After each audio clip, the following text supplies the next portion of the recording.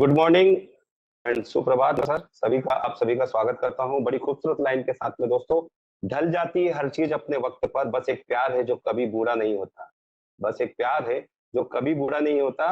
दोस्तों, इस प्यार को बरकरार रखिए, इससे बढ़ती है। तो अपने आप से प्यार कीजिए और अपने आसपास इर्द गिर्द, ताकि आप मजबूत हो उस कोरोना काल में। दोस्तों, आज की विशेष वेबिनार में आपका होस्ट और दोस्त सुनील शर्मा स्वागत करता है, जिसका विषय है दोस्तों new election rules in CHS और covid prevention in housing society and isolation protocol to be followed. और ये दोनों विषय महत्व। और आज एक खास अनाउंसमेंट ये है कि महासेवा और UNICEF United Nation children's fund ने साथ मिलकर अवेयरनेस और जागरूकता बढ़ाने का हाउसिंग सोसाइटी हो मुंबई और महाराष्ट्र भर की बीड़ा उठाया है कि किस तरह से कोरोना जो 1.5 साल में तमाम लोग अपने अपने लेवल पर, देश और दुनिया के लोग कोरोना को भगाने के लिए, कोरोना से लड़ने के लिए अपने अपने प्रयास लगा रहे हैं। यूनिसेफ भी पूरे विश्व स्तर पर काम कर रहा है और आज महासेवा के साथ में ये अवेयरनेस कैंपेन शुरू किया। दोस्तों, इस कैंपेन में इस अभियान में वेबिनार के जरिए आप सभी का स्वागत करता हूँ। और मैं आगे बढ़ते हुए दोस्तों, डीबी पाटिल साहब हमारे एक्स डीडीआर पुणे के हैं, वो आज इस विषय पर प्रकाश डालेंगे, न्यू इलेक्शन रूल। और साथ ही जो यूनिसेफ की तरफ से डॉक्टर झरा शाह है, जो COVID prevention and housing society isolation protocol to be followed, इस विषय पर प्रकाश डालेगी। आप लोगों के जो सवाल जवाब होंगे वो भी हम चैट बॉक्स में लेंगे। दोस्तों, स्वागत करूंगा हमारे जो आज की प्रमुख देविका देशमुख जो यूनिसेफ की तरफ से हैं, और अर्बन पॉलिसी देविका जी, उनको इनवाइट करूंगा। आज जैसा कि हमारे देश भर में महिलाएं, दुनिया भर में महिलाएं बढ़ चढ़ कर प्रमुख, तो मैं देविका जी का स्वागत करता हूं बड़ी खूबसूरत लाइन के साथ में। दोस्तों, आप कमला हैरिस देखें या फिर कल्पना चावला जी, किरण बेदी, आज हमारे साथ में मौजूद है डॉक्टर झरा, जो प्रकाश डालेंगी और कोरोना योद्धा के रूप में काम कर रही हैं। और देविका देशमुख जी एक महिला है, पिछले 8 सालों से यूनिसेफ के साथ जुड़कर काफी सामाजिक काम कर रही। तो दोनों लेडीज का मैं तमाम स्वागत करता हूँ, जितनी हमारी पार्टिसिपेट लेडीज उनका भी, कि नारी गौरव है, अभिमान है। नारी गौरव है, अभिमान है, नारी ने ही रचा विधान है। नारी गौरव है, अभिमान है, नारी ने ही रचा विधान है। हमारा नतमस्तक इनको प्रणाम है, हमारा नतमस्तक इनको प्रणाम है। ऐसी नारी शक्ति को मैं प्रणाम करते हुए आज इस वेबिनार का आगाज करता हूँ और इनवाइट करता हूँ देशमुख जी को कि वो आए और यूनिसेफ की तरफ से जुड़े हुए हाउसिंग सोसाइटी से रिलेटेड तमाम लोगों का स्वागत करें। जी देविका जी, स्वागत है आपका। Very good morning to all of you, and Sunil ji, thank you for such a wonderful introduction. It was really very good. Thank you. UNICEF works in more than 190 countries, and we have been in India for a very long time. हमेशा हम conventional programming करते आए हुए हैं, that is for women and children programming. लेकिन COVID ने एक opportunity दी है हमें to work with the residential welfare associations और रेसिडेंशियल हाउसिंग सोसाइटीज। ये हमने कभी ये कॉन्टेक्स्ट से कभी प्रोग्रामिंग नहीं की है। और this opportunity comes because of the infection of COVID and the spread of COVID in urban areas majorly, which started with the slums and then moved on to the residential housing societies. As I said, this is a very unconventional programming that we are doing, and this is a brilliant opportunity we got with Prabhuji, Ramesh Prabhuji, and we started this from this year, that is from June onwards. और हम चाहते हैं कि हम समझे कि what is the requirement of residential housing societies to a pandemic situation और हम कैसे respond करें। हमारा जो काम हो रहा है, this is going not only to the corporation but also to the government, because UNICEF works very closely with the government and we take up whatever issue we take up. It is included in our work plan and we take it up with the government. हम बताते हैं उन्हें कि policy पे क्या करना चाहिए करके। और हमने काफी चीजें महासेवा के साथ प्लान की है। आपको पता है, मुझे आपको बम्बार्ड नहीं करना है कोविड इंफॉर्मेशन से, क्योंकि all of us now are enough bombarded with the issue of COVID. सिर्फ एक ही बात कहना चाहती हूँ, रादर 2 चीजें कहना चाहती हूँ मैं, कि ये जो कोविड का जो इन्फेक्शन जो स्प्रेड हो रहा है अब, और हम जो फेज 2 में है और दिखाई दे रहा है कि we will be moving very soon in phase 3, which none of us know when it will be, or whether it will be also, because epidemiologists across the world are wondering whether when it will really come in. But we know for a fact that we are not out of the woods. We are still there grappling with the issue.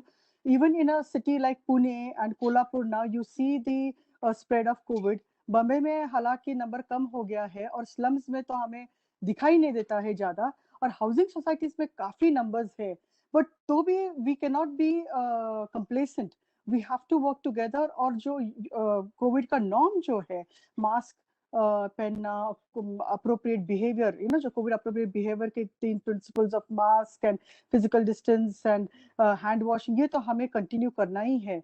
But one of the things that I have sincere request with the RWAs is, please engage with us and Mahaseva for us to understand you better, because हमें पता है कि every society में, in each and every society, whether it is Bombay की हो या across the state हो या across the country हो, problems होते हैं। उसमें से 4 या 5 जन काफी problematic लोग होते हैं, लेकिन how does a society really get together to solve this issue is something that really on an individual basis each society should take that initiative. अगर पैंडेमिक को रियली मैनेज करना है हमें, तो हमें अपने घर से चालू करना है उसे। It is at that unit level that we have to start with, that each and every person, and that's the best thing that a housing society can do, because we have seen housing societies do a wonderful job, right from vaccinations drives लेके। जैसे मेरी जो society है, मैं जो पवई में रहती हूँ, तो हमारी सोसाइटी में हिरानंदानी हॉस्पिटल के साथ टाई अप करके वैक्सीनेशन करवाया है सोसाइटी मेंबर्स का। देन एम्बुलेंस सर्विसेज जो होती है, जो इमरजेंसी सपोर्ट होता है, वो भी करते हैं। So you know, there are this kind of initiatives if we can do, it's a huge learning opportunity, huge service opportunity that we can really dwell upon. आज डॉक्टर झारा जो आपके साथ बात करने वाली है, it is more on the home treatment protocol, and शायद नहीं, इनफैक्ट हमें काफी यूनिसेफ को काफी लोगों ने अप्रोच किया है, how to really implement home protocol, you know, COVID appropriate behaviour कैसे होम, एक घर के अंदर जो लोग इन्फेक्ट होते हैं, कैसे हम उसे इम्प्लीमेंट करें। So really this is an opportunity for you and us to get together, and we look forward for this partnership with Mahaseva. Thank you very much, Sunil ji, and I hand it over to you, please. Thank you very much Devika ji. जैसे आपने ठीक ठीक फरमाया कि हम कोई भ्रम और ये जो चीजें हैं नहीं फैलाना चाह रहे, हम अवेयरनेस समाज में, सोसाइटी में, हाउसिंग सोसाइटी में खास तौर पर, कि आप जिंदगी में है, गया नहीं है अभी तक, आप जो भी प्रोटोकॉल्स है उसका पालन करें, ओवर कॉन्फिडेंस या अतिशक्ति में न रहें, भ्रामक जानकारी ना पालें, और ये अपने घर से शुरुआत करनी हमें जरूरी है। Thank you very much Devika ji, आप जुड़ी और कुछ टाइम जुड़े रहिए, आप बाहर हैं मुझे पता है।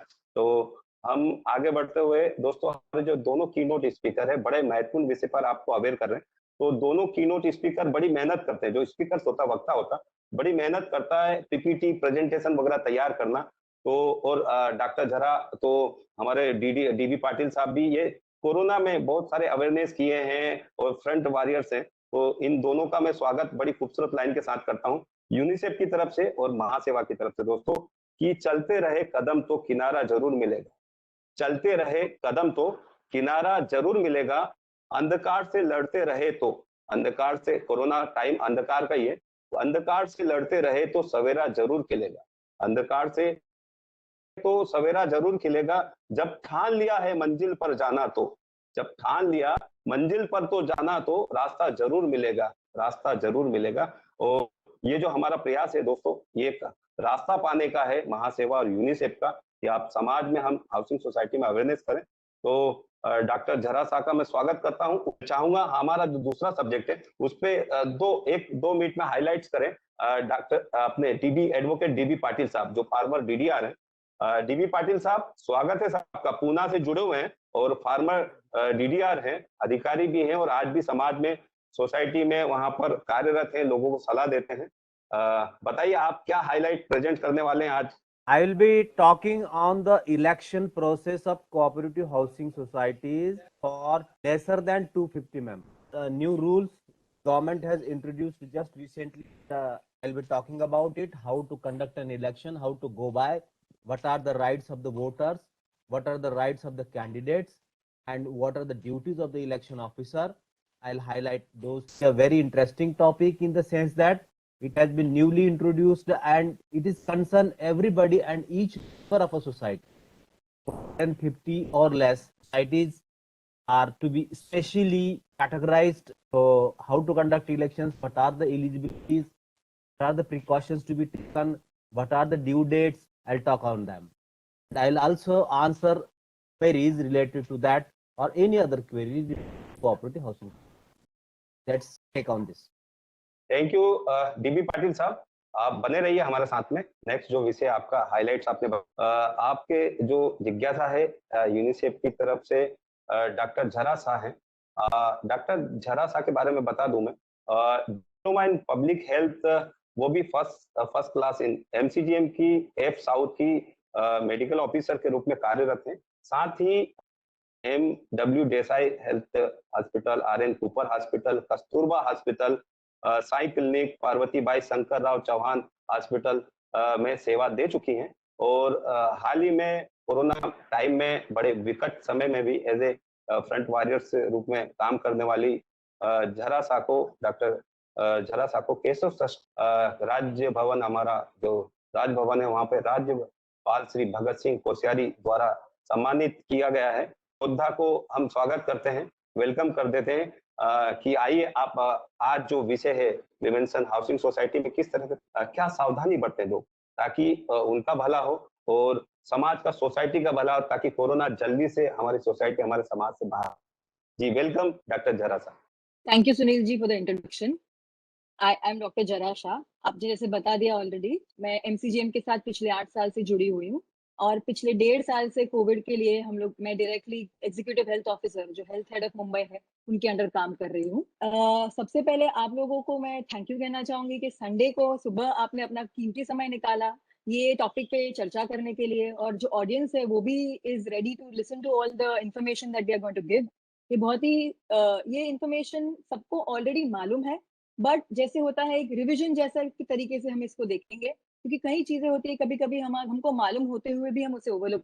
सो आज हम इस बात पे चर्चा करेंगे हाउसिंग सोसाइटीज पे कोविड-19 कैसे हम ना आने दें या कैसे प्रिवेंट करें, और अगर कोई केस आ भी जाता है अपनी सोसाइटी में तो उसे हम कैसे, उससे हम लोग बचे, और पेशेंट को भी हम कैसे मदद कर सके, पेशेंट और उसके फैमिली को। सो हमें सबको मालूम है कोविड क्या है, कोविड-19 इन्फेक्शन कैसे फैलता है, वगैरह वगैरह। फिर भी उसके बारे में थोड़ी सी जानकारी मैं आपको वापस देना चाहती हूँ, क्योंकि मैंने पहले ही बताया कि हम शायद हमें यहाँ पे थर्ड वेव भी हमारा आ सकता है, तो एक जरे का रिवीजन ही कर लेंगे। कोविड-19 एक ऐसा इन्फेक्शन है जो हाईली इन्फेक्शियस है, मतलब एक इंसान से दूसरे इंसान को बहुत ही जल्द से जल्द लग जाता है अगर वो आसपास एक दूसरे के साथ रहे तो। 70 से 80% जो केसेस है वो माइल्ड टू मॉडरेट ही रहते हैं, ज्यादातर उनको हॉस्पिटल की एडमिशन की जरूरत नहीं पड़ती। बट हाँ, अगर हम हमारे एल्डरली पॉपुलेशन है जो 50 टू 60 के ऊपर की एज ग्रुप के है, या ऑलरेडी उनको कोई एग्जिस्टिंग कंडीशन है पहले, जैसे डायबिटीज हुआ, रेस्पिरेटरी कंडीशन है, हाइपरटेंशन, बीपी की बीमारी वगैरह वगैरह, तो उन लोगों को ये इन्फेक्शन जल्दी हो सकता है, या उनको इन्फेक्शन होने के बाद सीरियसनेस भी ज्यादा हो सकती है। ये मेनली स्प्रेड होता है ड्रॉपलेट से, मतलब अगर किसी इन्फेक्टेड पेशेंट ने छींका, खांसा, तो सामने वाले पर्सन को ये इन्फेक्शन उस तरीके से लगता है।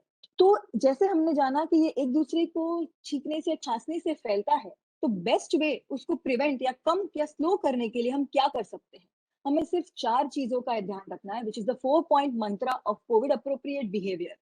सबसे पहले मास्किंग। मास्किंग की इंपॉर्टेंस जितनी भी हम एम्फेसाइज करें वो कम है।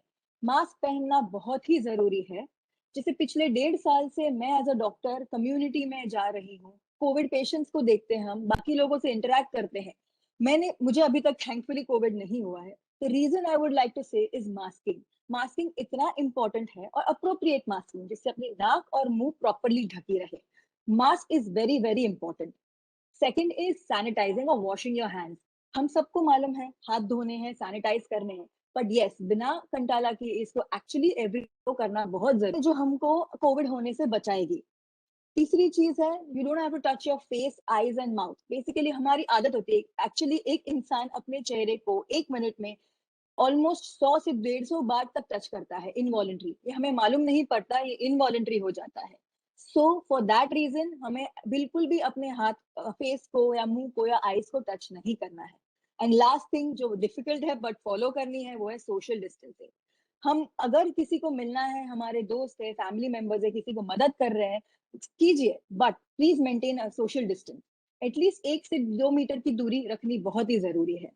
So again, 4-point mantra: masking, sanitizing your hands, not touching your face, and keeping social distance. अलग अलग लोगों को कोविड अलग अलग तरीके से इफेक्ट होता है, पर जो मोस्टली कॉमन सिम्टम्स पाए जाते हैं वो है fever, which is around 97 to 99 degree के ऊपर, अगर is our normal temperature. So 99 degree के ऊपर अगर फीवर है तो सूखी खांसी या वीकनेस, ये ज्यादातर पेशेंट्स में पाया गया है।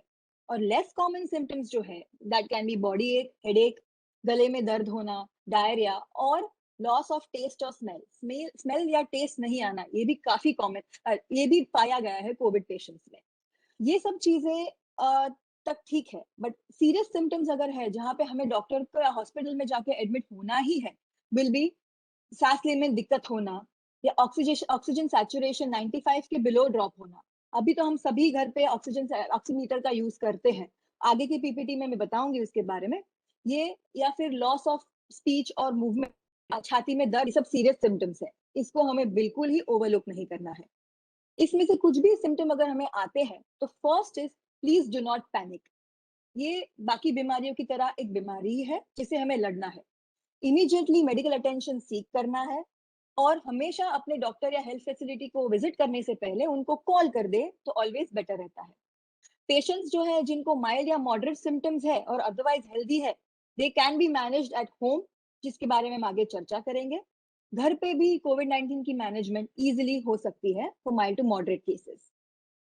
ऑन एन एवरेज 5 से 6 दिन लगते हैं कि इन्फेक्टेड पेशेंट्स को सिम्टम दिखाने के लिए, पर कभी-कभी ये 14 दिन तक भी जा सकता है।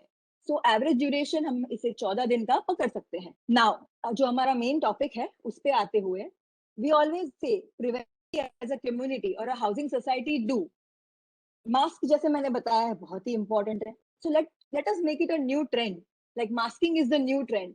मास्क पहनना ही ज्यादा फैशनेबल या अच्छा है।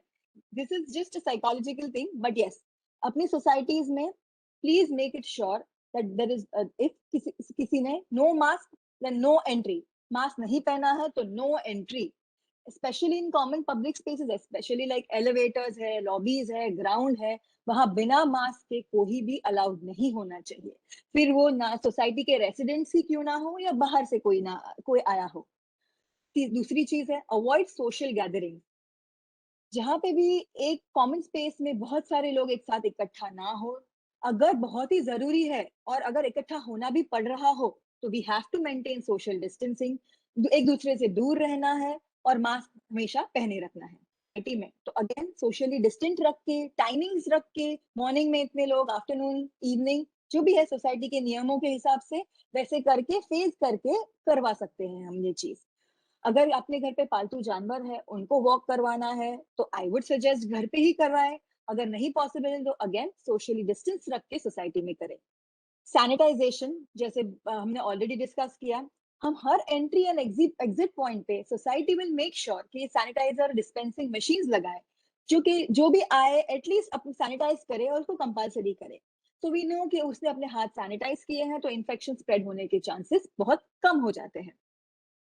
दूसरी बात, जो अपने हाउसिंग सोसाइटी में रेगुलर स्टाफ होता है, अपना क्लीनिंग स्टाफ है, सिक्योरिटी है, मेड्स है, कुक्स है, उनका रेगुलर स्क्रीनिंग हो। स्क्रीनिंग मीनिंग टेम्परेचर गन्स जो होते हैं उनका टेम्परेचर मेजर किया जाए, वैसे उनको फीवर है कि नहीं वो देखें। उनके लिए डेजिग्नेटेड एरिया जैसे वॉशरूम्स के लिए, तो वी नो कि अपने रेगुलर स्टाफ ही रेगुलर जगह यूज कर रही है, एंड यस उसको रेगुलरली सैनिटाइज भी किया जाए। दूसरी चीज, हमें अपने स्टाफ को एनकरेज करना है कि अगर आपको कोई भी प्रकार के सिम्टम्स हो, कुछ भी अपने को लगे तो प्लीज तुरंत हमें बताएं, जिस वो बताने से हम उनको उपचार दे सकते हैं, उनको डॉक्टर की तरफ डायरेक्ट कर सकते हैं और ये एक स्टिग्मा ना हो और इनफैक्ट वो तुरंत ही अपना जांच करवा सके उस चीज की वजह से। ये हो गया रेगुलर स्टाफ के बारे में। अभी हमारे सोसाइटीज में वन टाइम विजिटर्स भी आते हैं, जैसे डिलीवरी बॉयज है या कभी कभी विजिटर्स आते हैं। फर्स्ट ऑफ ऑल, अगर जरूरत नहीं है तो प्लीज विजिटर्स को ना बुलाएं, पर अगर ना पॉसिबल हो तो अगेन उनका सपोर्ट बहुत जरूरी है। और स्पेशली मैं एम्फसाइज करना चाहूंगी कि फॉर वन टाइम विजिटर्स आप एक रजिस्टर मेंटेन करें, जिसमें आप उनकी डिटेल्स नोट करें और contact information specially mobile number या कॉन्टैक्ट नंबर लिखें, सो दैट अगर हमारे सोसाइटी में केसेस या कुछ आए और हमें लगे कि maybe this is the cause of the spread, then उनको भी हम कांटेक्ट करके उनको भी हम लोग ट्रीटमेंट या आगे की इंफॉर्मेशन दे सकते। एज अ सोसाइटी बहुत सारी कॉमन स्पेसेस होती है हमारे यहाँ, जैसे एलिवेटर्स है, लिफ्ट्स है, गेट्स है, डोर हैंडल्स है, जो हम लोग काफी कॉमनली यूज करते हैं। लाइक अगर मैंने टच किया फिर दूसरे ने टच किया, वैसे वैसे तो उसका रेगुलर डिसइंफेक्शन हो, स्पेशली विद 1% सोडियम हाइपोक्लोराइड और एनी फिनोलिक सोल्यूशन। अगर ये सब चीजें भी अवेलेबल नहीं है तो simple soap water is also enough, but yes उसका रेगुलरली डिसइंफेक्शन होना बहुत ही जरूरी है। एज ए सोसाइटी, जैसे सुनील जी और देविका जी ने पहले भी बताया, रिस्पॉन्सिबल फॉर आवर ओन, तो हमारे सोसाइटी में रहने वाले हाई रिस्क ग्रुप्स, उनका भी हम बहुत अच्छे से ध्यान रखें। हाई रिस्क ग्रुप मीनिंग ऐसा ग्रुप जिनको कोविड होने की चांसेस ज्यादा है, और अगर कोविड हो भी जाता है तो सीरियसनेस होने के चांसेस बहुत ज्यादा है। वो होते हैं हमारे एल्डरली सिटीजन, हमारे कोमॉर्बिड इंडिविजुअल्स, मतलब दोज जिनको ऑलरेडी कोई इन्फेक्शन या कोई डिजीज ऑलरेडी है, हार्ट डिजीज है या हाइपरटेंशन है, वो सब चीजें, बच्चे। और जैसे हमने ये सब चीजें तो बता दी, पर उसको री एम्फसाइज करने के लिए हम as a society common areas में इंफॉर्मेशन डिस्प्ले करें, जिसे हम एमसीजीएम टर्म्स में आईईसी बोलते हैं। लेटेस्ट गाइडलाइंस हो, प्रोटोकॉल्स हो, वो सब डिस्प्ले किए जाए, so that everybody knows that we are still in a pandemic and we have to fight it and we will fight it. Next, please.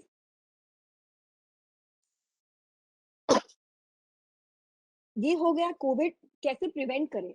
अभी हमारे पास एक नया हथियार है कोविड प्रिवेंट करने के लिए, जो है vaccination. Vaccination is very very important, and 1 मई से गवर्नमेंट ऑफ इंडिया ने 18+ सबको इंजेक्शन देने के लिए परमिशन दे दी है।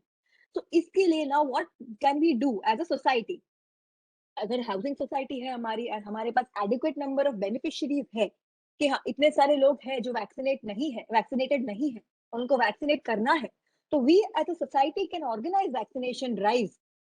एक दिन डिसाइड करके हॉस्पिटल इंचार्जेस को बुला के वैक्सीनेशन ड्राइव करवा सकते हैं।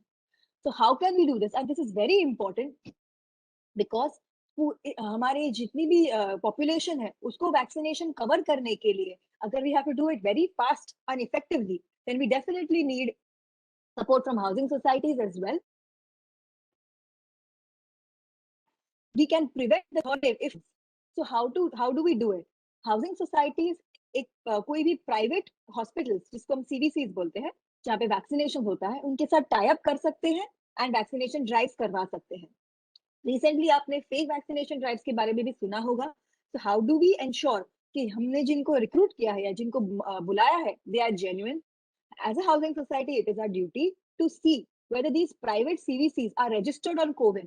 वो चेक करने के बाद हम हमारे local medical officer of health, for example अगर हम बोरीवली में रहते हैं तो आर सेंट्रल वार्ड हमारा वार्ड होता है, उसके मेडिकल ऑफिसर, या if you are staying in Dadar तो एफ नॉर्थ, तरीके से हम हमारे मेडिकल ऑफिसर से कंफर्म करें वेदर ये प्राइवेट हॉस्पिटल जेन्युइन है भी कि नहीं और कोविन पे रजिस्टर्ड है भी कि नहीं। उसके बाद हम अपने हाउसिंग सोसाइटी से एक नोडल पर्सन अपॉइंट करें जो ये सब कोऑर्डिनेशन प्राइवेट सेंटर्स से करे और डे ऑफ ड्राइव पे बाकी। मेन चीज for a vaccination drive would be we need to have adequate space. जैसे हमने बोला covid can be prevented through social distancing, it will be prevented through social distancing. So for a vaccination site we need 3 rooms, a waiting area, a vaccination center area and an observation room. ये अगर हमारे पास adequate ये जगह है तो हम हमारी सोसाइटी में डेफिनेटली वैक्सीनेशन ड्राइव कर सकते हैं।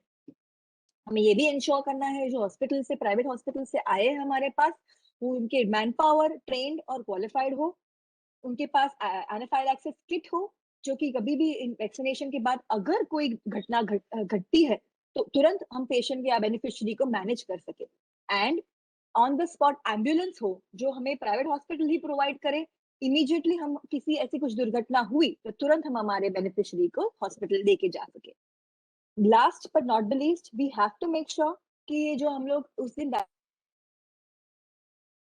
मेंबर्स को, तो उनका रजिस्ट्रेशन उसी दिन कोविन पे हो इन रियल टाइम, और उसी दिन हमें सर्टिफिकेट भी प्रोवाइड किया जाए जिस हिसाब से हमें समझ जाता है कि ये एब्सोल्युटली जेन्युइन है और इसमें भी कोई इश्यू नहीं है। Next please. ये हो गया हमने हाउ टू प्रिवेंट कोविड-19 इन अ हाउसिंग सोसाइटी।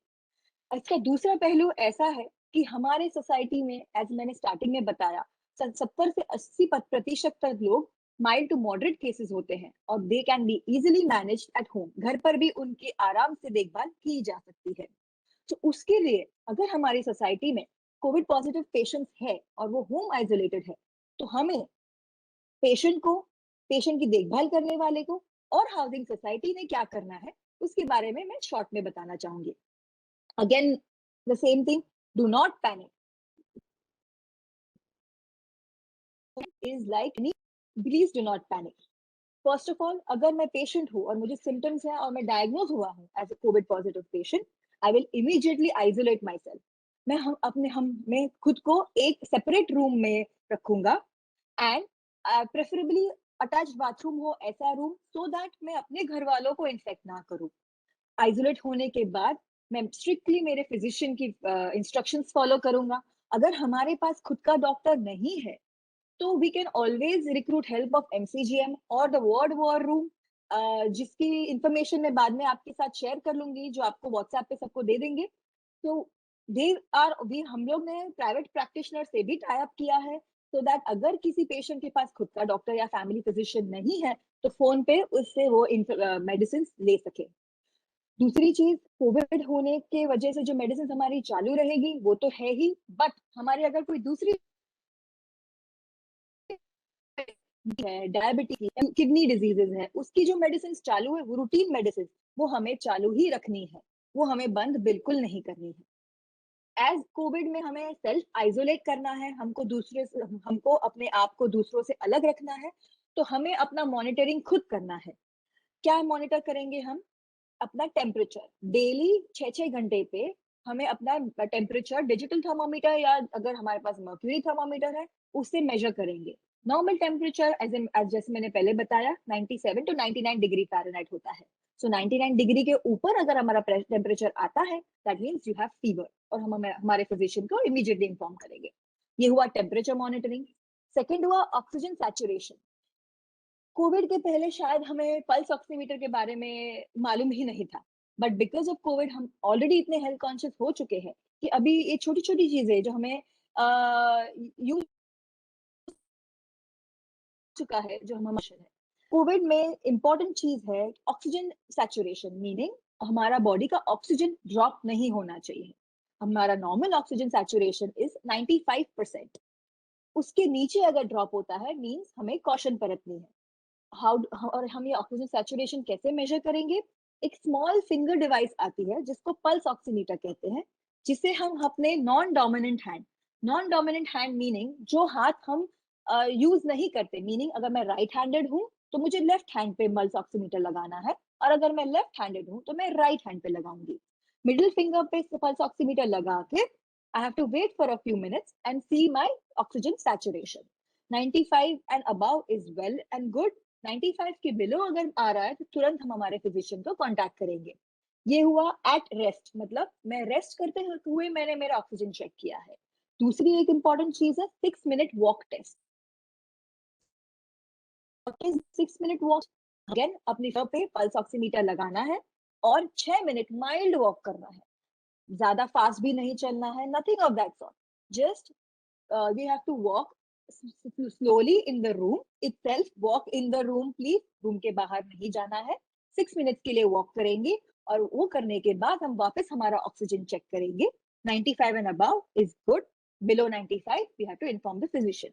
ये हम इसलिए करते हैं कि एट रेस्ट जब हमारी बॉडी ज्यादा काम नहीं कर रही है तो हमारा ऑक्सीजन नॉर्मल आ सकता है, पर जब हम माइल्ड एक्सर्शन, थोड़ा सा वॉक या कुछ भी बॉडी को फिजिकल एक्टिविटी देते हैं, उसके बाद अगर हमारा ऑक्सीजन ड्रॉप होता भी हो सकता है, बिकॉज कोविड में और अदर रेस्पिरेटरी इन्फेक्शंस में ये पाया गया है। तो इस सिंपल टेस्ट की वजह से हमें मालूम पड़ जाएगा अगर हिडन हमारा ऑक्सीजन अगर कम हो गया है तो 6 मिनट वॉक टेस्ट से समझ पड़ता है। ये सब हुआ मॉनिटरिंग। जब भी हम खुद का करते हैं ही है तो डेली हम अपना एक रिकॉर्ड मेंटेन करेंगे जिसमें हम हमारा टेम्परेचर, ऑक्सीजन, ये सब लिखेंगे। अगर कोई न्यू सिम्टम आया है जैसे पहले लॉस ऑफ टेस्ट या स्मेल नहीं था, अगर वो आया है तो वो नोट करेंगे, या एग्जिस्टिंग सिम्टम जो ऑलरेडी सिम्टम है हमें और वो अगर बढ़ गया है तो वो नोट करेंगे। जैसे कफ था मुझे लेकिन अभी आज से या कफ ज्यादा हो गया है, तो ऑल ऑफ दोस थिंग्स, अगर ये सब चीजें अगर है तो हम इमीडिएटली अपने फिजिशियन को फ्लैग करेंगे और उनकी एडवाइस लेके ट्रीटमेंट उस हिसाब से करेंगे। अगेन, हमें अब हमारा खुद का डॉक्टर नहीं बनना है, let us keep the job of the doctors to them. Warning ये हो गया because you are at home और हमको डेली फिजिकल खुद को मॉनिटर करना है, तो एक अर्ली वार्निंग साइंस जैसी चीज होती है जिसपे हमें ध्यान रखना है। What are these early warning signs और why are they important? Early warning signs अगर इनमें से कुछ भी है जो मैं आपको बताऊंगी, अगर आता है तो इमीडिएटली हमें आइसोलेशन से दूर होकर एडमिट होना है as per our doctors advice. What are the early warning signs? Difficulty in breathing, सांस लेने में दिक्कत होना, परसिस्टेंट फीवर, मेडिसिन चालू किए हैं फिर भी हमारा फीवर ड्रॉप नहीं हो रहा है या बढ़ रहा है, या ऑक्सीजन सैचुरेशन ड्रॉप हो रहा है, बिलो 95 जा रहा है, ऐसी कुछ भी साइंस दिखती है, these are called early warning signs, और इमीडिएटली हम डॉक्टर को बता के उनकी एडवाइस पे नजदीक की फैसिलिटी में एडमिट होंगे।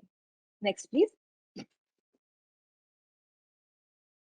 अगेन, हमें कोविड हो गया है इसका मतलब मुझे मास्क नहीं पहनना है, ऐसा नहीं है।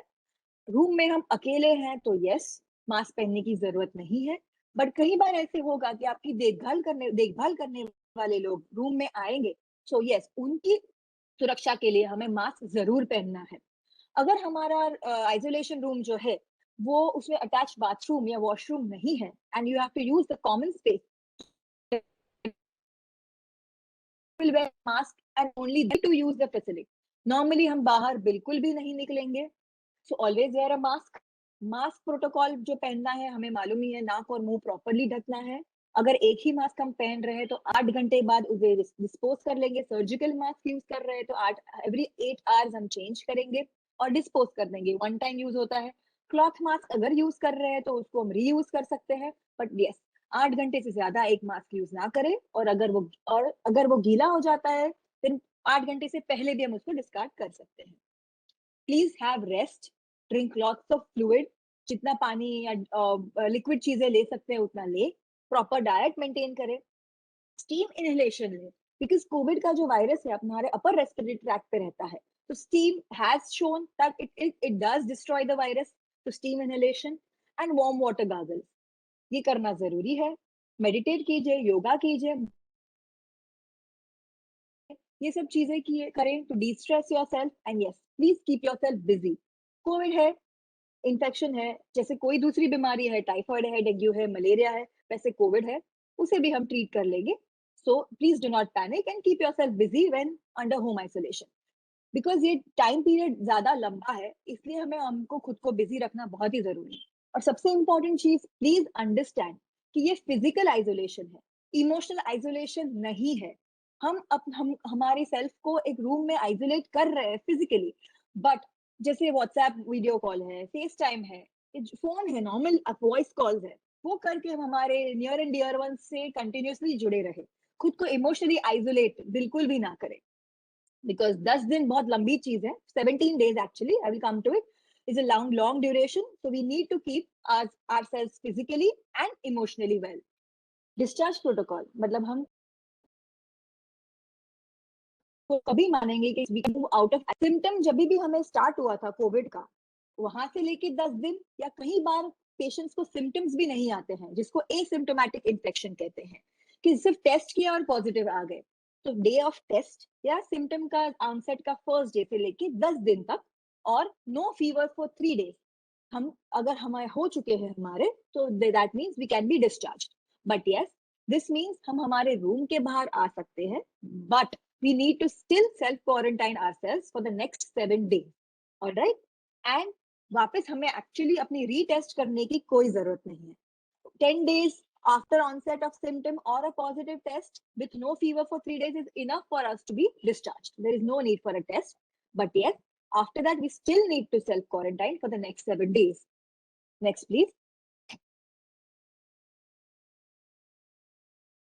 ये बात हो गई एज अ पेशेंट मुझे कोविड हुआ, एज अ केयर गिवर कई बार हमें ये भी रोल प्ले करना पड़ सकता है कि हमारे घर में कोई कोविड पेशेंट है तो हमें उनकी देखभाल करनी है। तो फर्स्ट ऑफ ऑल हम केयर गिवर या देखभाल करने वाला ऐसा प्रतिनिधि चुने जिसको कोई भी कोमॉर्बिडिटी ना हो, बेसिकली वो हेल्दी हो, उसको डायबिटीज, ब्लड प्रेशर, प्रेग्नेंट वगैरह ऐसा कुछ भी ना हो इफ पॉसिबल। सेकंड चीज, हम हमारी लोकल अथॉरिटीज को तुरंत ही इन्फॉर्म करेंगे, मेडिकल ऑफिसर ऑफ हेल्थ है या वार्ड वॉर रूम है, उनको इमीडिएटली इन्फॉर्म करके हमारी प्रेमाइसेस सैनिटाइज कराए, हमारा घर सैनिटाइज कराए। उसके बाद हम एज अ केयर गिवर भी खुद को क्वारंटीन करें, बिकॉज हम भी पॉजिटिव पेशेंट को एक्सपोज हुए हैं, देर आर चांसेस कि हमें भी इन्फेक्शन हो सकता है। सो हमें भी खुद को क्वारंटीन करना है और खुद को सेल्फ मॉनिटर करना है कि मुझे कोई सिम्टम्स तो डेवलप नहीं हो रहे हैं, वो चेक करते रहना है। सेम चीज सिम्टम्स जो है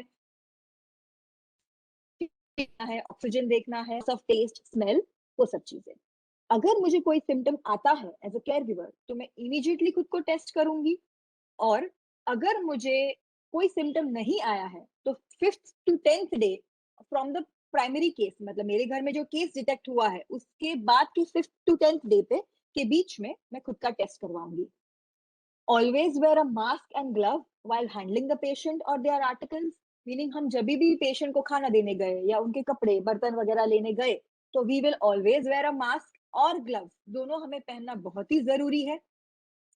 एंड देन उसके बाद हमें जो भी पेशेंट के आर्टिकल्स है, जैसे उनके कपड़े हो गए, उनके खाने पीने के बर्तन हुए, वो सब चीजें अलग से सेपरेटली धोनी है, अलग से उनसे लॉन्ड्री करनी है, अलग से उनके बर्तन धोने हैं। But yes, you can use normal soap water, that is fine, पर ये सब करते समय हमें ग्लव्स पहनना भूलना बिल्कुल भी नहीं है। कुछ कुछ चीजें ऐसी होती है नहीं कर सकते, जैसे मास्क है, कॉटन है, गॉज है, ऐसी सब चीजें, तो उसको हम बायोमेडिकल वेस्ट कहते हैं। ऐसी चीजें हम सेपरेट ले, उसको एक बकेट में 1% सोडियम हाइपोक्लोराइड सोल्यूशन डाले और उस 15 मिनट तक रख के डिसइंफेक्ट करें। इससे हम ये चीज इंश्योर करते हैं कि मेरी वजह से किसी और कोई इन्फेक्शन या मे बी गार्बेज हैंडलर को भी ये इन्फेक्शन ना हो। वो सब होने के बाद हम उसको सेपरेट बैग में पैक करके उसको डिस्पोज करें। डिस्पोजल कैसे करेंगे वो मैं आपको आगे की स्लाइड में बताती हूँ। दूसरी चीज, as I said, me being a care giver, मेरे भी chances of becoming covid positive हो सकते हैं, so I have to quarantine my self.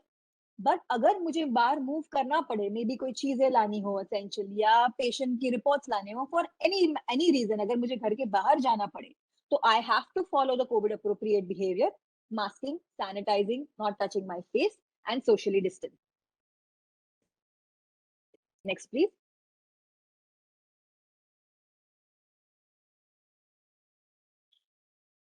This was about the patient and the caregiver. Now, हम as a housing society, हम क्या कर सकते हैं to help the COVID patients and the caregivers? First of all, हम protocol समझ ले, कब हमारा हाउस या बिल्डिंग या फ्लोर सील होगा। अगर एक घर में एक केस है तो सिर्फ घर ही सील होता है। सील करना इसलिए जरूरी है सो दैट पेशेंट या केयर गिवर्स या फैमिली मेंबर्स बाहर मूव ना करें।